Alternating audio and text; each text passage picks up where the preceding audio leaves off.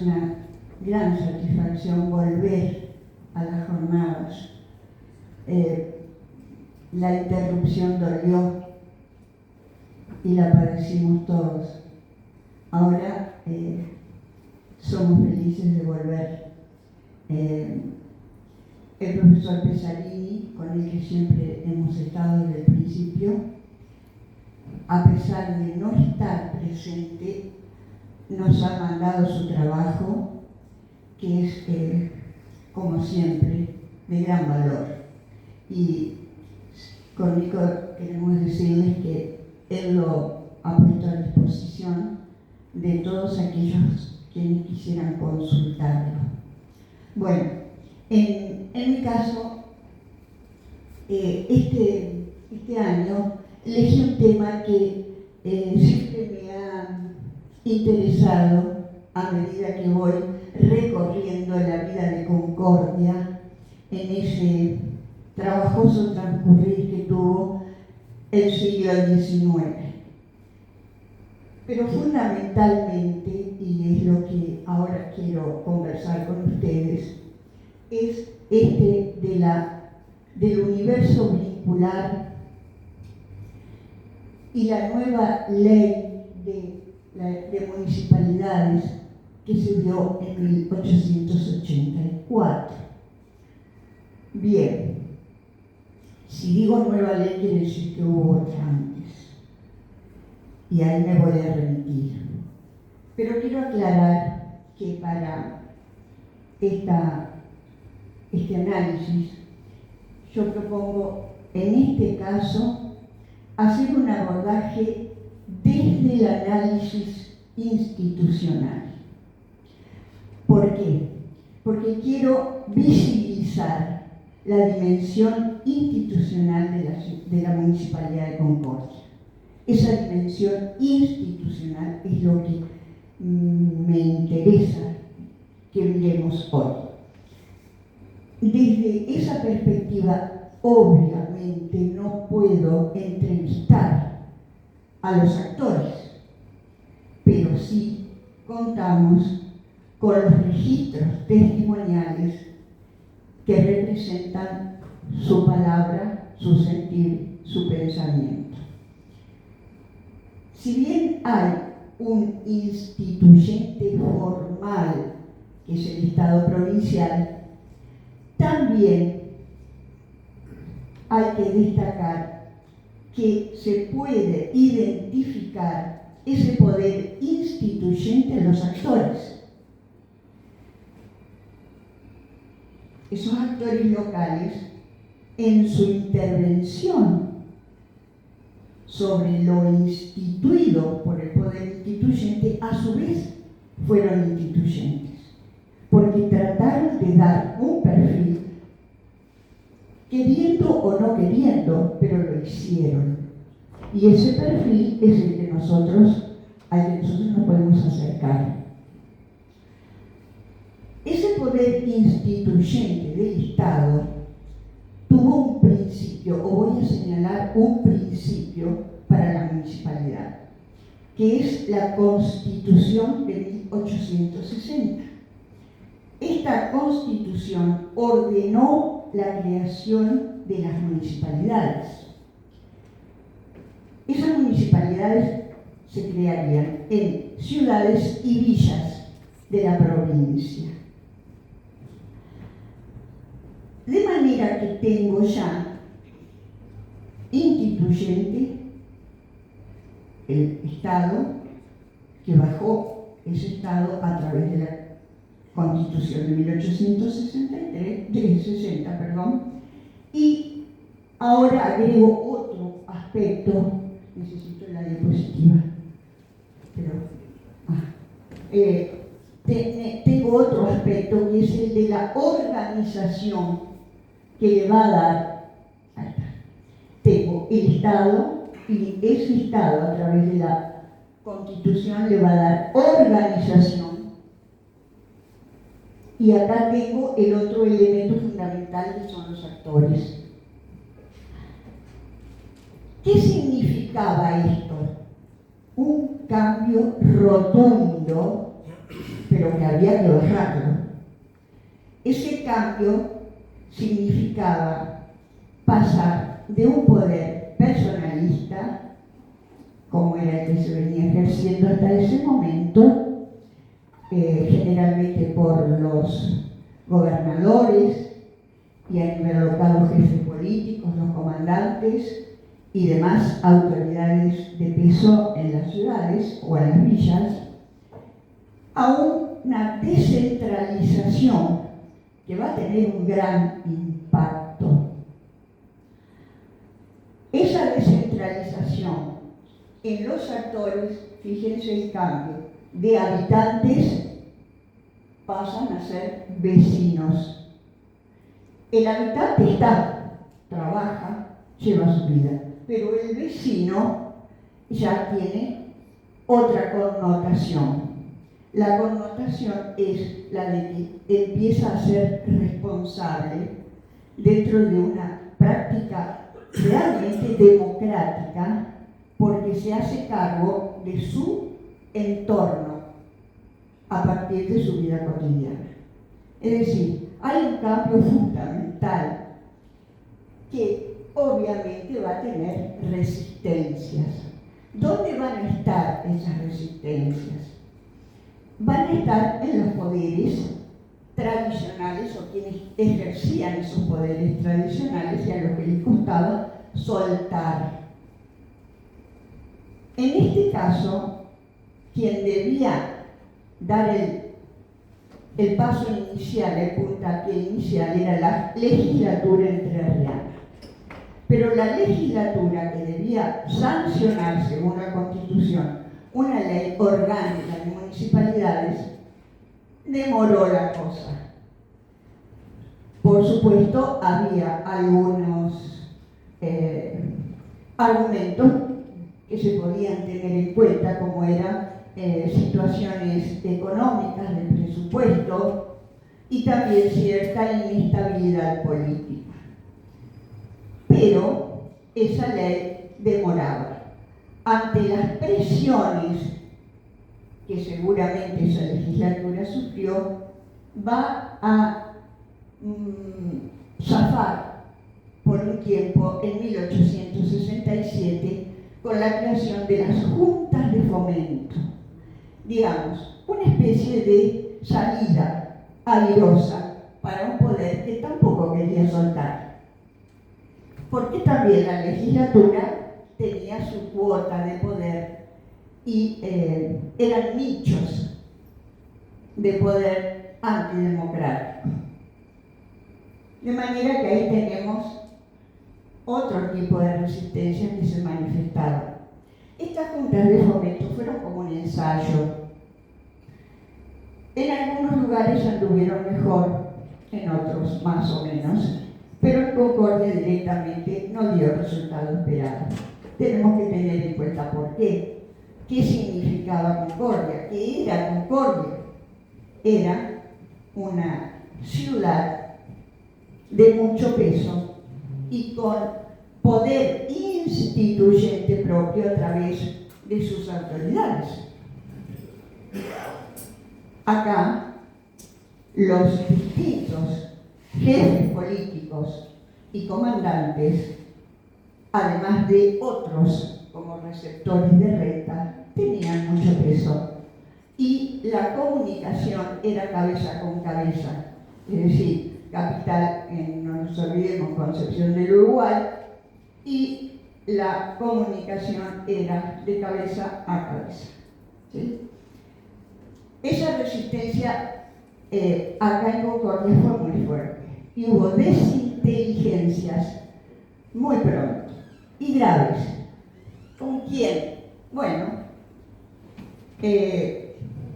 al principio estaba justo Carmelo como político, pero fíjense que él al principio simplemente demoró la instalación. Había que llamar a una elección. Pero ¿qué pasa? Las juntas de fomento tenían, le largaban así, digamos, toda la responsabilidad de asumir esa cantidad inmensa de poder que había en manos de los jefes políticos, se las largaba a las juntas de fomento, sin mucha aclaración, sin mucha reglamentación que, digamos, pudiera servir para esos elegidos para integrar la Junta. No vino de ahí la mayor resistencia, pero sí de algunos de los más allegados, que a lo mejor eran empujados por el jefe político, como por ejemplo el secretario de la jefatura. Y otro que no quería soltar la bolsa era el receptor de rentas, porque muchas de las disposiciones presupuestarias tenían que ser manejadas ahora por esas personas que integraban la Junta de Fomento, que no eran constitucionales, simplemente eran ordenadas por la legislatura. De manera que fueron un fracaso rotundo acá en Concordia, mucho más que en otros lugares, y creo que las razones están a la vista. Bien, esas son resistencias también. Esa ansiada ley va a tener después otros motivos mucho más graves para la demora, y fue aquel trágico 11 de abril de 1870, donde la provincia se conmovió, no solo la capital, sino Concordia también, porque sabemos lo que ocurrió acá con los hijos de Urquiza, Justo, Carmelo y Gualdino. A partir de entonces, la situación militarizada prácticamente que tuvo Concordia y que tuvieron las principales localidades, villas o ciudades de Entre Ríos, con toda la problemática jordanista, demoró mucho más. Y tenemos que llegar al año 1872 para que la ley orgánica de municipalidades se hiciera realidad. Aquí aparecen las disposiciones que organizan la dimensión institucional de las municipalidades de ciudades con 11 miembros y las de villas con 7, igual número de suplentes para esos titulares.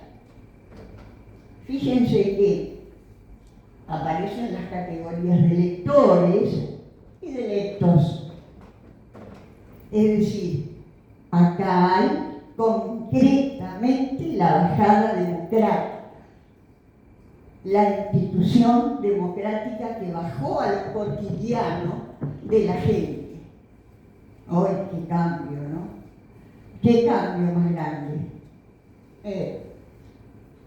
El elector podía ser nacional o extranjero, siempre y cuando tuviera una residencia. Hay requisitos que son muy interesantes. No los quiero dar todos ahora porque demoraría mucho, pero sí había excepciones marcadas puntualmente. El elector, si era nacional, 18 años, fíjense, si era extranjero, 22. Electos, tampoco hacía mucha distinción entre nacionales o extranjeros. Para ser electos había un poquito más de precisión en las condiciones.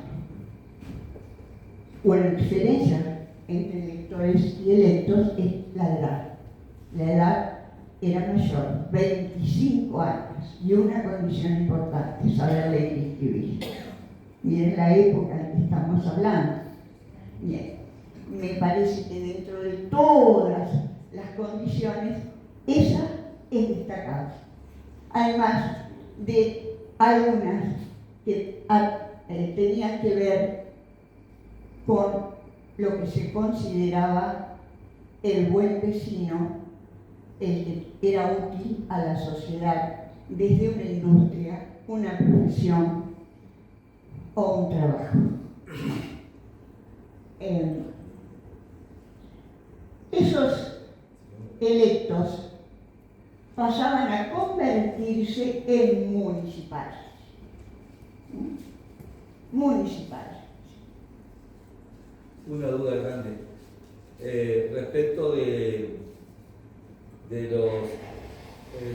los electores, tenían que tener, digamos, al ser vecinos, no existía el registro civil, por supuesto, por lo tanto tendría una certificación de la policía que yo vivo en tal lado. Tenía que tener, aparte de esas condiciones de la edad, tenía que tener... Inversión. ¿Perdón? Una inversión, si era extranjero. Residencia, si era nacional. O sea, tenía que tener una propiedad como... Si era extranjero, el tema iba un poquito más fuerte, digamos, ¿no? El elector, ¿no? Ahora, el electo, para ser electo y convertirse en municipal, ya les digo las condiciones interesantes, muy interesantes. Bien, fíjense que acá hablamos de electos que pasan a convertirse en municipales. Ese término es importante. ¿Por qué? Porque no hay diferencia de roles. Acá todos eran municipales. Bien. Dentro de los roles, solo desde el punto de vista organizativo, debían elegir a uno como presidente, con su vicepresidente, por las dudas si al presidente en una sesión algo le pasaba, no quería venir o no podía venir, o estaba enfermo o estaba de viaje. Bien. Podían ser reelectos por un año. Pero ¿qué rol tenía?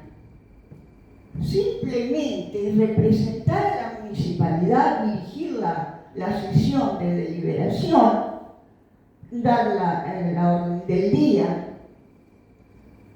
hacer un seguimiento de los distintos temas para que se llegara a una resolución, responder en nombre de la municipalidad cualquier situación necesaria, pero nada más. Y acá entra otro detalle. Nadie era rentado.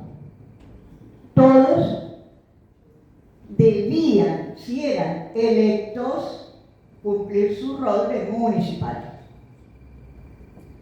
Porque la elección por parte de los electores que debían figurar en un registro cívico era una carga pública. No se podían rehusar. ¿Te eligieron? Bueno, hacete cargo. Solo por una situación de causa muy justificada, una situación muy especial, considerada, estudiada y justificada, entonces ahí sí se podía decir no participo. Tenían que reunirse según los días, tenían que fijar 2 días por lo menos para sesionar y ocuparse. ¿Ocuparse de qué? De la cosa pública. Tenían funciones muy importantes que cumplir. Higiene, obras públicas, hacienda, educación. Fíjense, qué interesante. Hasta ahora, los controles de las escuelas de varones y de niñas, la tenían los jefes políticos. lo lamento, ahora te toca a vos, yo te entrego. Te haces cargo de los exámenes y todo lo que tenga que ver con las escuelas. Pero además, tenés que crear escuelas municipales. Y acá quiero, dado que uno no puede despojarse del traje docente, hay una cosa que a mí siempre me gustó destacar. Y es que las escuelas municipales fueron realmente muy importantes desde el vamos, desde el momento en que fueron creadas. Y hay una que todavía permanece y que es la actual Escuela Belgrano. Esa fue una escuela municipal. Pero hay otra cosa que yo quiero destacar. Las escuelas, dije, del Estado, ¿no? Eran de varones y de niñas. Pero la escuela mixta la creó la municipalidad. A la escuela mixta aparece con las escuelas municipales. Ese detalle es muy importante para nosotros los docentes. Bien. Bueno, fíjense cómo era la mirada del vecino, del habitante convertido en vecino. Resistía siempre a mirar arriba, la verticalidad. Los funcionarios también apuntaban para mandar al de abajo. No, la nueva estructura era la horizontalidad. ¿A quién tengo que mirar? Al de abajo, a mi vecino. ¿Qué es lo que a mí me compete? Mi ciudad. Eso es lo que me tiene que preocupar y ocupar a partir de ahora. Significó un cambio fundamental, que no vamos a decir que se hizo de un día para el otro. Costó bastante y seguramente coexistieron mentalidades abiertas, disruptivas, con otras anquilosadas, resistentes. Hubo, sin duda, adaptaciones, aquellos que se adaptaron o que bajaron la cabeza y otros que a los que les costó. Es decir, no fue fácil, pero se hizo. Esta mirada horizontal se impuso. Bien. ¿Quién fue el primer presidente municipal de esta etapa? Federico Sorraquín. Ahora, fíjense ustedes, Federico Sorraquín fue elegido en todos estos años. ¿Sí? Fue el primero, pero ya les voy a decir que también fue el último, en una situación que vamos a analizar.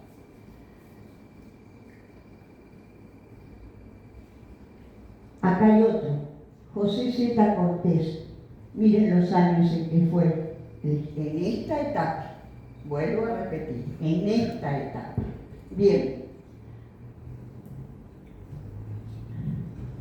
Decíamos que no fue fácil, y efectivamente, era mucho lo que había que hacer. Había un condicionante muy importante. No nos olvidemos, estamos saliendo de las intentonas jordanistas, pero hay una que se está preparando para el año justamente 1876. Pero antes que eso se cumpliera, y cuando se estaban en plena etapa de amenazas y sospechas, no vamos a pensar que acá todo marchaba sobre rieles. La provincia sería militarizada.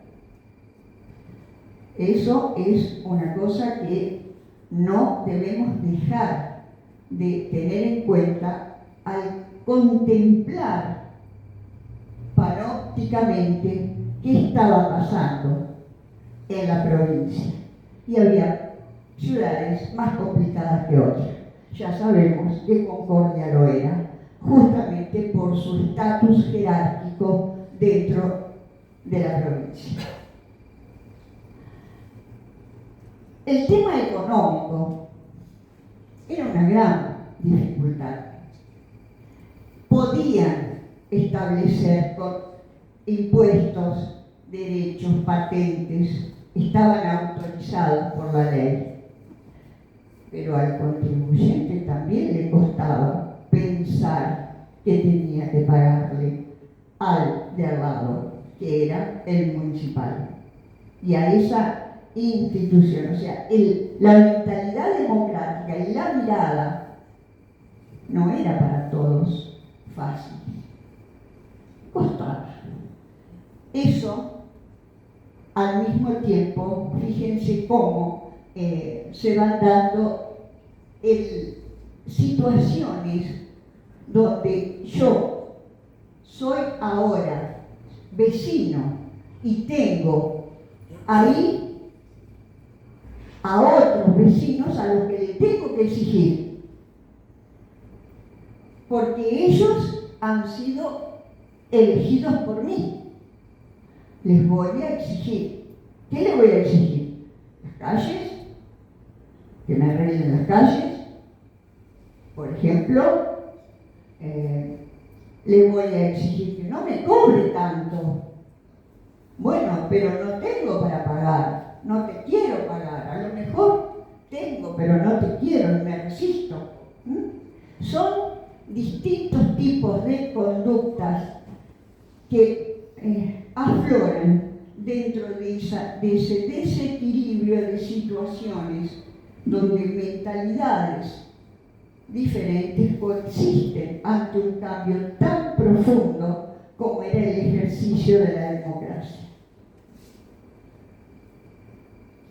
Se llegó así a un momento en el que había desazón, incluso en los propios municipales.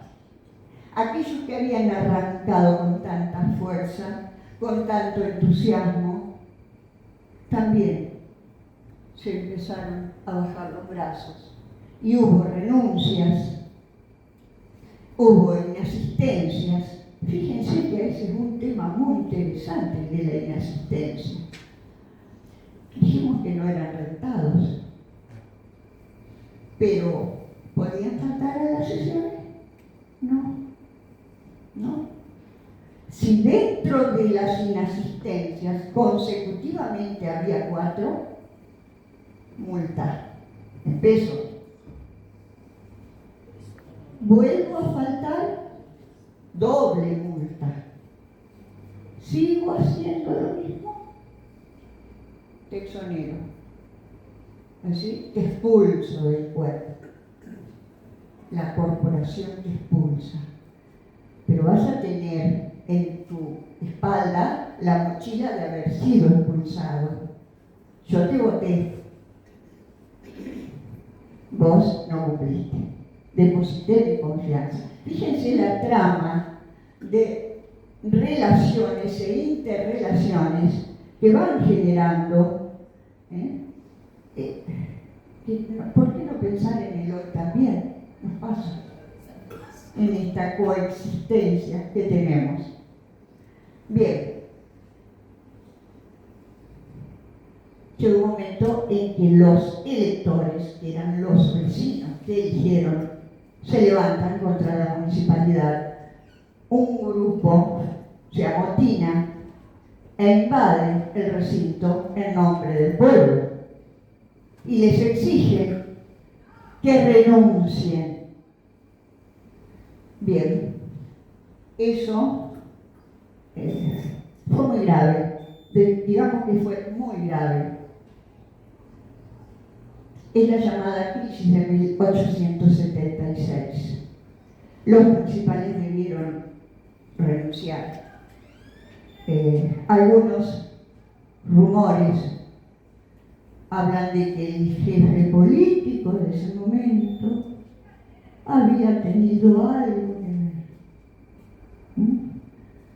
ver. Bueno, hubo algunas cosas, algunos sumarios. Bueno, en definitiva, para hacerla más breve, la municipalidad fue intervenida. Es la primera intervención que sufre la Municipalidad de Concordia de parte del gobierno provincial a través de una comisión que viene, observa, estudia, considera, llama a elecciones, la gente no va a votar, vuelve a llamar a elecciones, la gente no va a votar, van unos pocos, hasta que definitivamente consiguen formar una nueva municipalidad con municipales que asumen la responsabilidad. Y acá aparece este personaje, José Z. Cortés.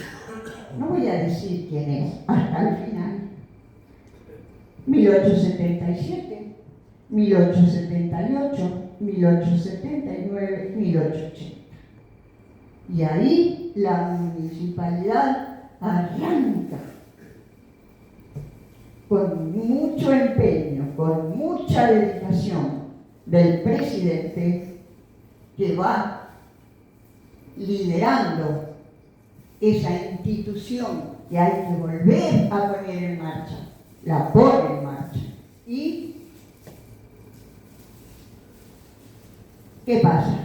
Llegamos al 19 de septiembre de 1880 y de pronto los municipales le piden que por favor los deje sesionar y él se retire por unos minutos del recinto. ¿Qué es lo que pasa ahí? Pasa que los municipales se han dado cuenta que este hombre se ha dedicado tanto a la municipalidad, se ha dedicado con tanta dedicación, con tanto empeño, que se olvidó de lo propio. ¿Y qué era lo propio? Una escuela particular. La escuela Bolívar, Ateneo, o sea, por ahí aparece como Ateneo, Politécnico, Bolívar. Bueno, él era el dueño de una escuela particular que gozaba del prestigio más grande de la provincia, a tal punto que había sido propuesta para ocupar el nivel de segundo grado de estudios, es decir, similar al colegio de Concepción del Uruguay. Pero este hombre ya había llegado a un momento que tenía problemas de subsistencia. Dejó abandonada su escuela porque no le daba el tiempo, tenía que atender, estaba en todo. Entonces, ¿qué hacen los municipales? Che, realmente pone como nosotros su tiempo, pero más que nosotros. Nosotros además atendemos lo nuestro, pero este pobre ha tenido que hacerse cargo de todo. Comparten, miren ustedes, tiempo y descuida sus intereses personales. A muchos les pasó, no solamente ahora, les pasó después también. ¿Y qué dicen? ¿Y si le hacemos alguna propuesta? ¿Y si le damos un subsidio de 200 pesos, que era mucho en ese momento? ¿Le damos un subsidio para que levante su escuela un poco? Hay uno solo que se opone, que nunca había querido ser presidente, que era Coldaroli, el doctor Coldaroli. Y dice, pero es mucha plata. Y le hacen ver que no es mucha plata. Finalmente lo llaman, y bueno, fíjense que acá tenemos la muestra de lo que es un vínculo. Vínculo es una red de solidaridad. de comprensión, de integración. Dejamos nuestro trabajo para dedicarnos a la cosa pública. Abandonamos nuestros intereses. Estamos todos en la misma y somos solidarios en el trabajo, en el empeño y en los tiempos que dedicamos. A él no le resultó muy fácil reponerse. Era frecuente y aparecía en los presupuestos municipales el auxilio a las subvenciones a las escuelas particulares, que había muchas. Concordia llegó a tener muchas escuelas particulares y creo que en eso fue pionera. Y a partir de 1881, que ya no estuvo en la presidencia porque, digamos, también hubo solidaridad en eso, ¿no? Ocupate ahora de lo tuyo. Nosotros vamos a continuar lo que dejaste. Debió pedir subvención, por primera vez pidió subvención, pero no era algo excepcional, ¿se entiende, no? Bien, acá tenemos entonces un ejemplo de vínculos que se habían establecido. Pero ¿qué va a pasar? Hay un nuevo cambio institucional desde lo instituyente, que es el poder del Estado, a través de la Constitución de 1883. Esta Constitución realmente, digamos que le dio buen sacudón a la provincia en muchas cosas. Por ejemplo, a la costa del Uruguay, que perdió la capital y el poder se fue a Paraná. Por eso el otro día, cuando Juan expuso tan brillantemente la situación de nuestra provincia y el papel de la comunicación del ferrocarril, a mí no me vino otra idea que esta, el tema de las continuidades o permanencias, porque nosotros teníamos una fluidez de comunicaciones con Concepción del Uruguay que nunca recuperamos con Paraná, porque, digamos la verdad, tenemos limitaciones de transporte, de medios de transporte. Aquello que Juan había explicado como un proyecto maravilloso para unir con el ferrocarril, hoy ha desaparecido, como por arte de magia, ¿no? Y nuestra situación comunicacional con la capital sigue como en aquel momento de 1883. Perdón, pero así lo siento y me parece que en el sentir de todos eso apareció acá. 1883, donde se votó y por 1 o 2 votos ganó la costa del Paraná. Pero no solamente eso, además, esa Constitución estableció que debía sancionarse una nueva ley orgánica de municipalidades, con modificaciones respecto del funcionamiento de estas instituciones democráticas. Esa ley orgánica es la de 1884, que se suma a la anterior, la de creación. Bien, fíjense que acá hablamos de contextos, ¿no? El contexto era muy complejo en este momento. Además de este tema, ¿no? Del tema de que se descolocó el equilibrio nuevamente, ¿no? El equilibrio comunicacional. El centro se alejó para la costa del Uruguay. Pero además hay otras situaciones. A nivel nacional y a nivel provincial se había dado una gran politización con los partidarios de un presidente, de otro candidato a presidente, después derrota. Eso bajó a nivel provincial y, ¿por qué no, a nivel local? Contribuyó en gran medida la prensa. Es decir, hubo un contexto muy complejo que no debemos dejar de tener en cuenta. Pero además, esa ley que se completó con una ley de elecciones hizo que todo eso que venía siendo bastante fácil desde el punto de vista de suceder una municipalidad, me refiero a una municipalidad cuando se constituía y venía otra municipalidad con los mismos o con otros municipales, ahora se complica, se burocratiza.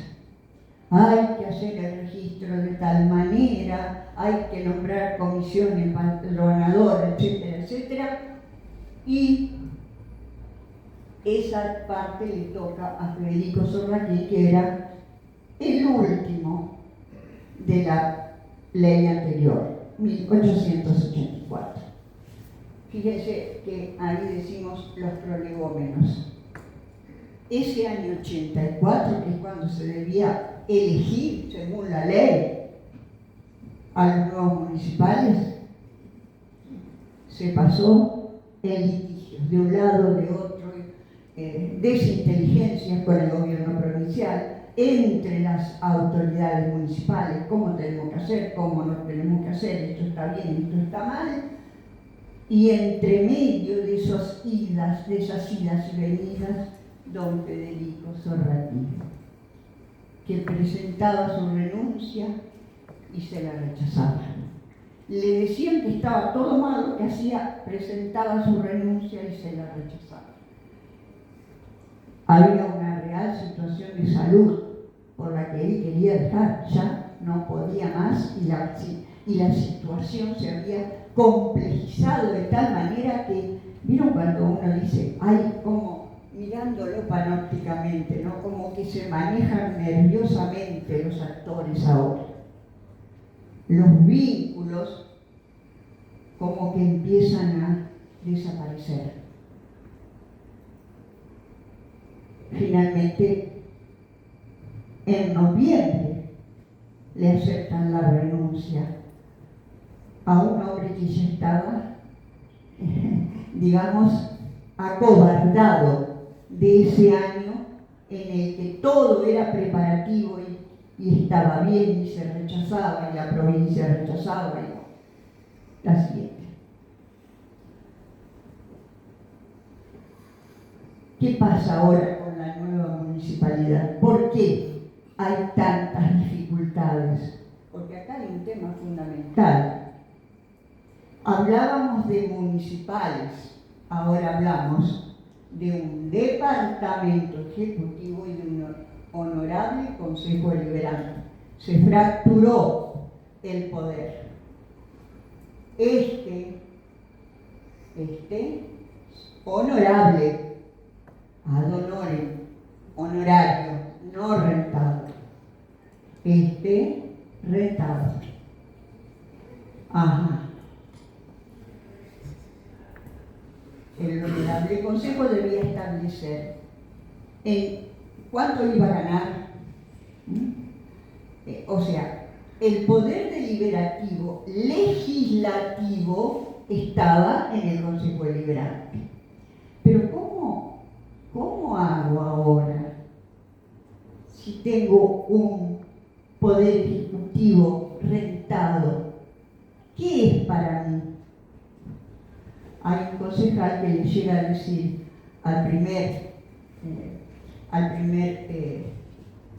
departamento ejecutivo que está muy confundido, porque él no es todo en la municipalidad, es solo alguien que debe cumplir con lo que el honorable Consejo Deliberante le indica. Miren ustedes hasta dónde llega la fractura. Es decir, realmente esos vínculos se fracturan y va a costar mucho para volver a acomodar. A tal punto que, paradojalmente, ¿no? Fíjense, aquel maestro que había sido premiado por su trabajo, ahora era puesto en tela de juicio. A él le habían dirigido esas palabras. A el mismo que había logrado recuperar la municipalidad. Ya lo miraban de otra forma. Bocoras. Ahora, ¿cómo hacemos? Ese es un detalle. Pero otro detalle es que las relaciones se formalizan. Todo es formal. El departamento ejecutivo resuelve esto, pero con acuerdo del Consejo Deliberante. Y el Consejo Deliberante acepta, no acepta, y a tal punto se llegó que el juez de paz se tuvo que ofrecer como conciliador entre las dos partes. Un conflicto realmente muy difícil. ¿Y qué muestra esto, no? Conflictos y hacen tambalear los vínculos. Voy a leer una conclusión final. Y ahora creo que con esto cierro lo que significó esto a nivel local.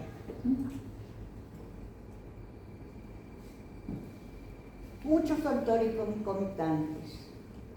La politización, la acción de la prensa partidaria, un escenario de época con nuevas ideas, la orientación de una dirigencia con pretensiones culturales dentro de un fuerte optimismo histórico. No nos olvidemos que estamos ante la corriente filosófica del evolucionismo cultural.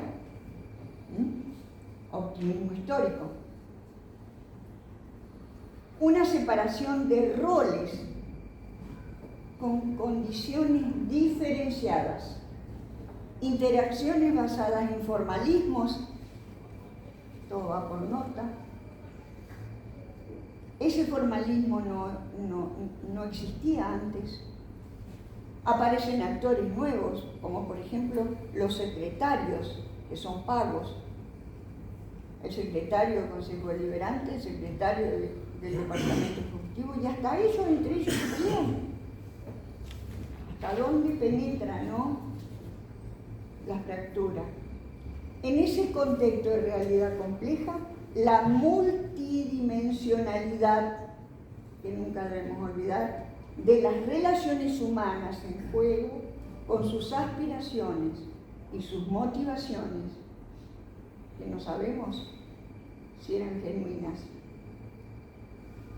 algunas explícitas y otras no explícitas, con un evidente impacto en los vínculos de actores que van a ser llamados a cumplir la novedosa Ley Orgánica de Municipalidades de 1884. Esta situación va a permanecer por mucho tiempo hasta que haya nuevos cambios, pero de eso nos vamos a ocupar en otro momento.